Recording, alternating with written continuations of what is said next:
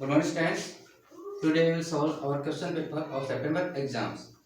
जैसे आपको पता है कि जैसे कल आपका जो सेप्टेम्बर एग्जाम खत्म हो चुके हैं और अब हमारा नेक्स्ट वर्क स्टार्ट करेंगे।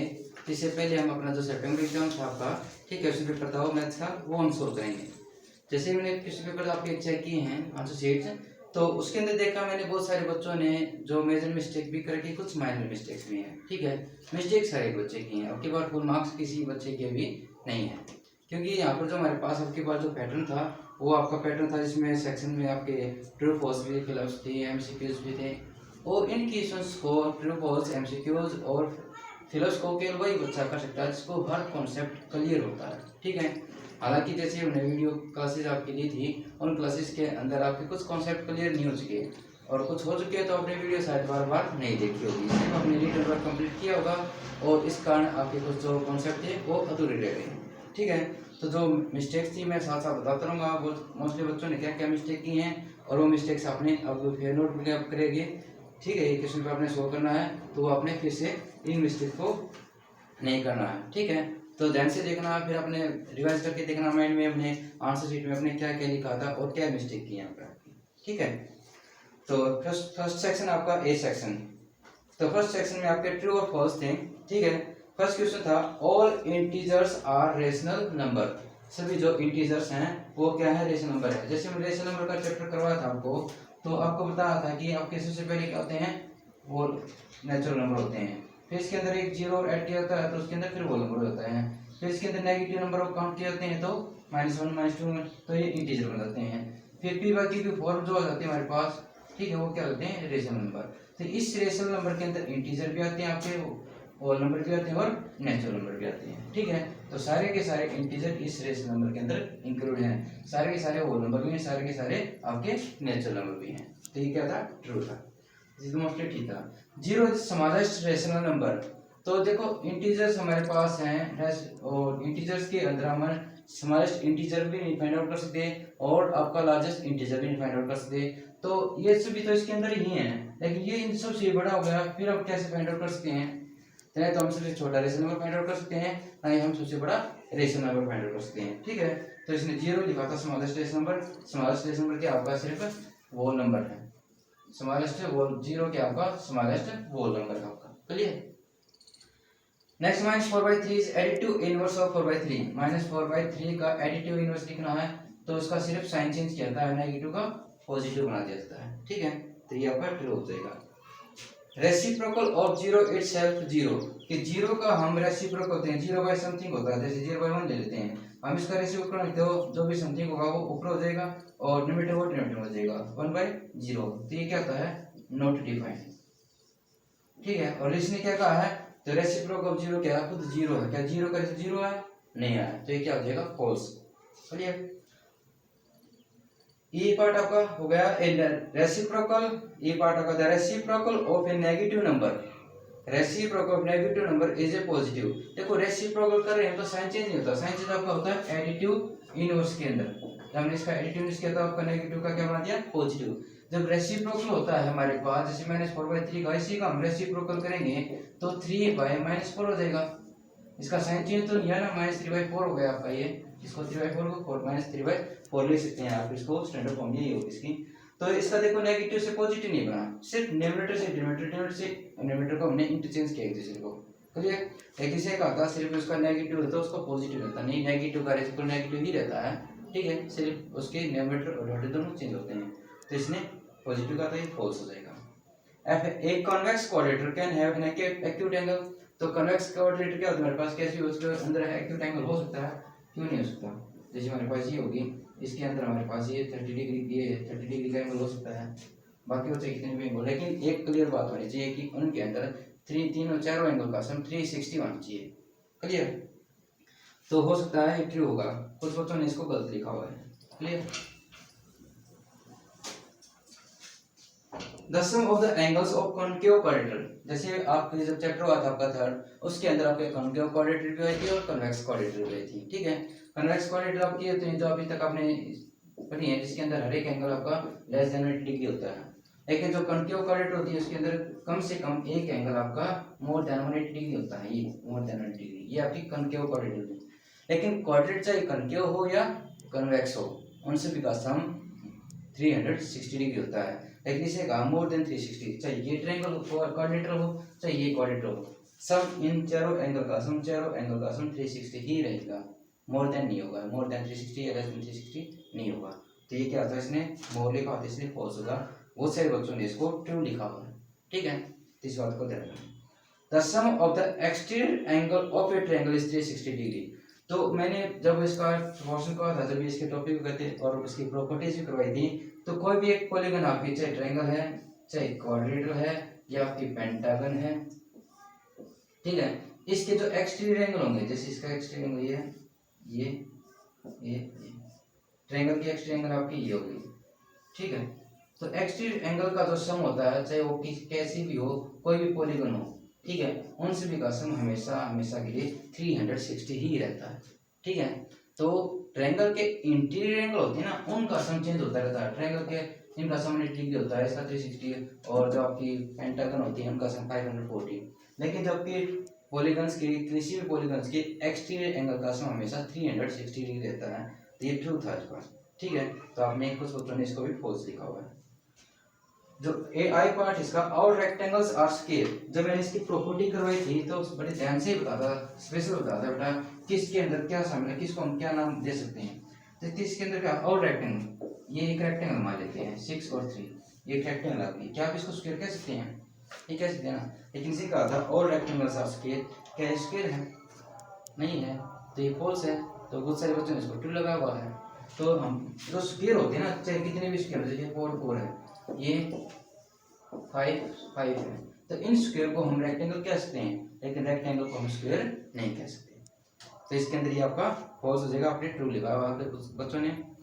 Every rhombus is a parallelogram, जितने भी रोम्बस हमारे पास, जैसे ये रोम्बस है, इसकी चारों साइड्स आपस में क्या होती हैं, इक्वल होती हैं, और अपोजिट साइड्स पे क्या होते हैं, पैरेलल होते हैं। ये पैरेलल है और ये पैरेलल है, ठीक है। और लेकिन चारों साइड इक्वल होती हैं, जैसे 5 सेंटीमीटर 5 सेंटीमीटर 5 सेंटीमीटर 5 सेंटीमीटर। जितनी प्रॉपर्टी पैरेललोग्राम के अंदर है वो सारी प्रॉपर्टी रेक्टेंगल के पैरेललोग्राम के अंदर भी हैं। जितनी पैरेललोग्राम के अंदर होंगी उतनी सारी की सारी रोम्बस के अंदर भी होंगे। तो सभी रोम्बस को हम पैरेललोग्राम कह सकते हैं, लेकिन पैरेललोग्राम को हम रोम्बस नहीं कह सकते। तो ये आपका जे पार्ट हो क्या आपका ट्रू, ठीक है। ये था कि ट्रू और फॉल्स। नेक्स्ट आपका fill up, area of trapezium, trapezium का फॉर्मूला लिखना था 1/2 into base b1 plus base b2 और मल्टीप्लाई हाइट, ठीक है।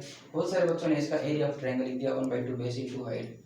कई बच्चों ने यहाँ पर बेस 1 प्लस बेस 2 की जगह प्लस की जगह पर मल्टीप्लाई कर दिया, तो अपने फार्मूले भी लर्न नहीं किया अच्छी तरह से। सेकंड पार्ट क्या बी पार्ट है, if x/4 is equal to 1/2 था, x की वैल्यू अपने फाइंड आउट करनी थी, ये तो ठीक था मोस्टली बच्चों का, x की वैल्यू फाइंड आउट करनी है और इस तरफ जाकर क्या हो जाएगा मल्टीप्लाई 2 2 जा 4, ठीक है। तो इसका आंसर हो जाएगा। जो फिलअप होते हैं उसमें आप सोल्व कर दे सकते हैं, लेकिन जरूरी नहीं है आपको सॉल्यूशन आप दिखाएं, ठीक है। आप सॉल्यूशन चेक कर सकते हैं रफ नोटबुक में, आपने सिर्फ फिलअप में आंसर लिखना होता है। अगर किसी ने आंसर लिख दिया तो भी उसके फुल मार्क्स होंगे, जिसने सोल्व करके दिखा था उसका भी 1 मार्क्स होगा। अब ये था -3⁻⁻1 और 4⁻⁻, ये बहुत सारे बच्चों का गलत है। फिर बच्चों ने क्या किया, 3 में से 4 माइनस कर दिया तो -1 की पावर -1 कर दी, ये रॉन्ग है। तो मैंने कहा था अगर किसी की भी पावर अगर नेगेटिव होती है तो उसका हमें बेस का रेसिप्रोकल करना होता है। तो इसका पॉजिटिव बनाने के लिए 1/3 और इसकी पावर 1 तो 1 नेगेटिव रहेगा। 1/4 है तो इसकी पावर 1 लिखो या लिखो कोई प्रॉब्लम नहीं। अब ये फ्रैक्शन हो गई, और फ्रैक्शन का आपको पता है कि क्लास है एलसीएम, फ्रैक्शंस को सोल्व करने के लिए इसका एलसीएम लेंगे, 12 एलसीएम हो जाएगा 3 4 12 4 1 4 4 3 12 3 1 3 4 3 1/12, ठीक है। ये इसका आंसर है। -4/-5 है और ये फिलअप इसके अंदर है और 0 है, तो साइन चेक करना था अपने कौन सा आएगा, तो माइनस माइनस पॉजिटिव हो गई, ठीक है। तो अब ये ग्रेट हो जाएगा, every positive number is greater than 0। कोई पॉजिटिव नंबर हमारे पास चाहे रेशनल नंबर चाहे रियल नंबर कोई भी हो तो वो हमेशा 0 से बड़ा होता है। Every negative number is less than 0, जितने भी नेगेटिव नंबर होते हैं 0 से छोटे होते हैं। -2/9 है प्लस 0, तो 0 के साथ हम चाहे कुछ भी ऐड करें या सब्ट्रैक्ट करें तो सेम वही नंबर आता है हमारे पास, -2/9 ही है इसका आंसर। नेक्स्ट हमारे पास F पार्ट है, इसके अंदर आपका बेस और इसके एक्सपोनेंट फिल करना था। तो आपको ये पता था कि -2/7 और रेस्ट पावर कितनी है 7। तो ये तो आपका कंप्लीट बेस है, तो बेस हो जाएगा -2/7 और ये क्या है इसकी एक्सपोनेंट है, तो एक्सपोनेंट फिल करनी था अपने 7। ठीक है। Sum of the number and its half is 33, the number is. तो आपने सॉल्व भी कर देख सकते हैं, डायरेक्ट आपको पता है इसका आंसर 22 होगा, नहीं तो आप सॉल्व करके देख सकते हैं। कोई नंबर x है और उसका हाफ, x का हाफ, दोनों का सम कितना आ जाएगा 33। तो इसको सॉल्व करना है, ये फ्रैक्शन में आएगा तो इसका एलसीएम ले लेंगे। 1 2 2 1 2x, 2 1 2 1x equal to 33, 1x + 2x that is 3x by 2 equal to 33, then x equal to 33 multiply 2/3। इसका रेसिप्रोकल कर दिया मैंने पर 3 से कट गया 11, 11 2 22, 22 आपका नंबर हो जाएगा।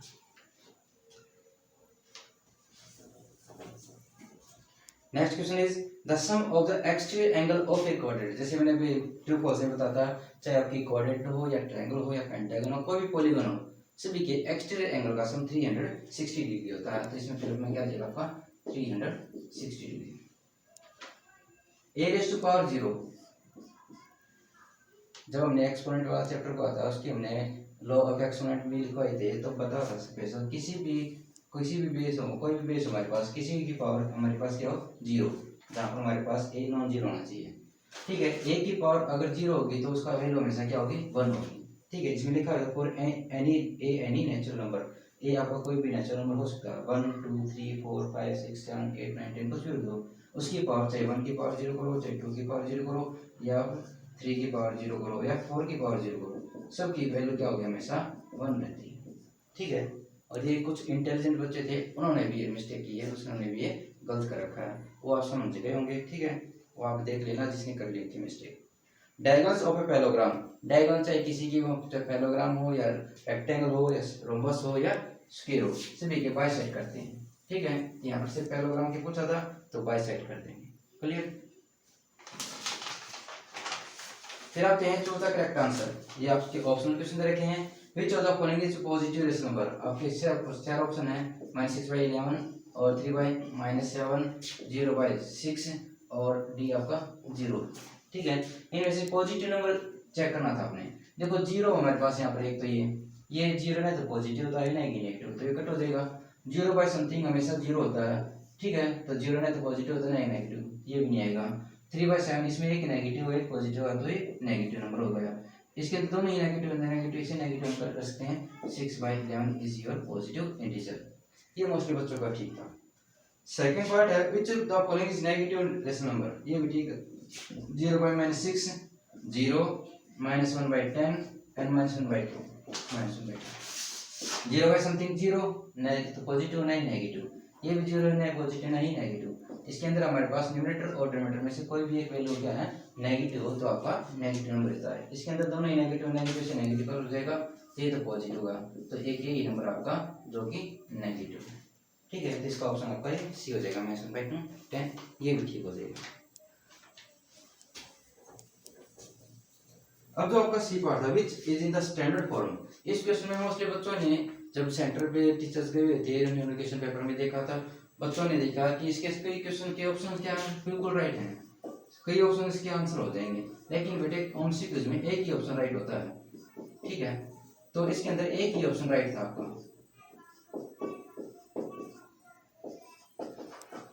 स्टैंडर्ड फॉर्म में लिखने के लिए कहा बेटा इसने, स्टैंडर्ड फॉर्म में लिखने के लिए सबसे पहले क्या था सिंपलेस्ट फॉर्म होती है उनकी। ठीक है, मींस न्यूमरेटर और डिनोमिनेटर का दोनों का एचसीएफ क्या होना चाहिए 1, मींस किसी से कॉमन डिवाइजर नहीं होना चाहिए दोनों का। दूसरी बात, अगर नेगेटिव हो तो वो नेगेटिव हमेशा न्यूमरेटर के अंदर होता है। क्लियर। जैसे यहाँ पर आपका 4 और 9 दोनों किसी से डिवाइड नहीं होते हैं, दोनों का एचसीएफ क्या 1 है, दोनों किसी से कट नहीं होंगे, एक नंबर से ये 2 से होता है लेकिन ये 3 से होता है। तो लेकिन इसका जो नेगेटिव है वो कहाँ पर माइनस डिनोमिनेटर के अंदर, तो इसका नेगेटिव कहाँ पर होना चाहिए था -4/9, तभी स्टैंडर्ड फॉर्म होती है, तभी स्टैंडर्ड फॉर्म नहीं। क्लियर। ये है नेगेटिव कट नहीं करके दोनों के दोनों, तो ये भी स्टैंडर्ड फॉर्म नहीं है।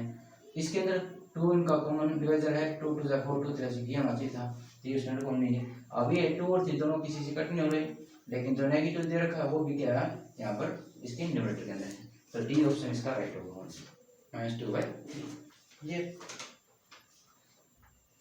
फोर्थ पार्ट है 3/4, तो 3/4 इसके हैं परसेंटेज में चेंज करना तो मल्टीप्लाई बाई 100, पॉजिटिव करेंगे 25 3 75, तो 75 इसका ऑप्शन ठीक हो जाएगा आपका सी पार्ट। फिफ्थ पार्ट है इसी का last option. In article board, board होता है CP must cost price 80 rupees and sold for SP, SP होगा इसका 95 रुपीज। ठीक है, तो सीपी हमारे पास कम है और एसपी ज्यादा है, तो क्या होता है उसको प्रॉफिट, तो 95 माइनस 80 तो कितना हो गया 15 रुपीज, क्या होगा इसको प्रॉफिट हो गया। लेकिन प्रॉफिट परसेंटेज पूछा है, तो प्रॉफिट बाय में 100 मल्टीप्लाई सीपी, सीपी 80 इसका 10 से 10 कट हो गई, 15 इसकी 8 की मल्टीप्लाई करेंगे। ठीक है, सॉरी ये तो होगा 15% होगा, तो गेन परसेंटेज निकाला था, तो 15 बाय में सीपी 80 मल्टीप्लाई बाय 100, 10 से 10 कट हो गई।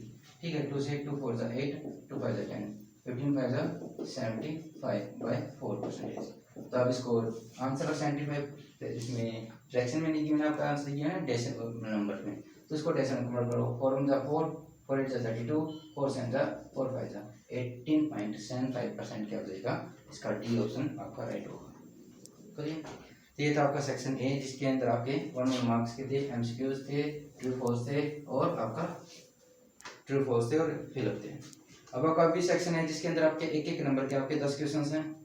फाइंड द वैल्यू ऑफ -5 ये मोस्टली बच्चों का ठीक ही है, कुछ बच्चों ने मिस्टेक की है। -5 को हम 3 टाइम मल्टीप्लाई करेंगे, 5 5 जा 25, 25 3 जा 25 5 जा 125, और नेगेटिव की पावर और होती है तो उसका आंसर क्या होता है नेगेटिव।